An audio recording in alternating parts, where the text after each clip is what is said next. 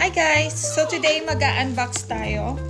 Last month pa to dumating. Sobrang busy talaga so hindi ako nakakapag-unbox. Kaya mabilis lang to. Bubuksan lang natin siya and we'll see what we got. Melting sebum softener. So ito yung para sa ilong kapag meron kang mga blackheads. Ako kasi madami akong blackheads eh. Yan, lumalabas yung mga blackheads ko dyan. May mga blackheads. So ito yung, I'm so excited to try this. Kasi matagal na ito nasa listahan ko. So hindi ko lang siya na-check out. And I'm so glad na pinadalhan nila ako. And what else? Oh, dalawa. Ah, yes. Ito yung ano niya. Yung parang pang kuskus sa ilong. So yes, we have this. This one is from Charlotte Tilbury. Makeup ba to? Or... Oh my gosh! Ang cute! Oh, meron silang sample nito. Ano ba to? Magic cream. It's a moisturizer. Oh my gosh, ang ganda ng shade. Ang ganda ng shade. Ganda. Mahilig ako sa liner kasi meron akong parang dark na side ng sa lips, yung circle. Ayan.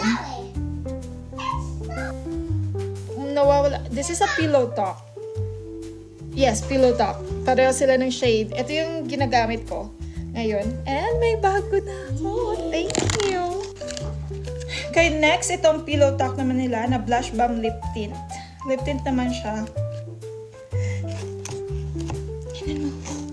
Wow, ang ganda din ng shade nito. Ay, ang cute. Diba, match siya sa ano, sa lip ko. Yung lip color ko, nagmamatch siya. Ang galing! Fancy. Para siyang keychain or lagayan. I think lagayan ata to ng lipis nila. Lagayan siya ng lipis. Ang ganda. At lalagay. Ang cute. My gosh. And that's all of it. So yeah, itatry ko ito mamayang gabi with Rian. Kasi, matagal ko na itong gustong itry actually. Hindi lang talaga ako nagkaka-chance. Meron siya nito. And meron din siya yung parang pads na nilalagay sa ilong. Yep, itry natin to. I'll make a video of it. And we'll see you guys how it works. We'll see kung matatanggal ba yung mga blackheads ko. May mga blackheads ako dito. Hindi lang siya masyadong halata.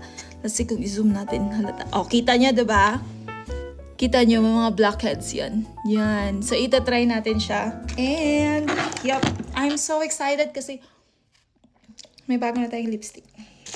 And yeah, that's it for today. Thank you so much for watching. And, yeah, salamat din sa mga nagbibigay sa atin ng PR. And sa mga hindi ko pa nare-reply ng email, pasensya po talaga. Medyo busy tayo ngayon. And, yeah, that's it for today. Till my next unboxing. Bye-bye.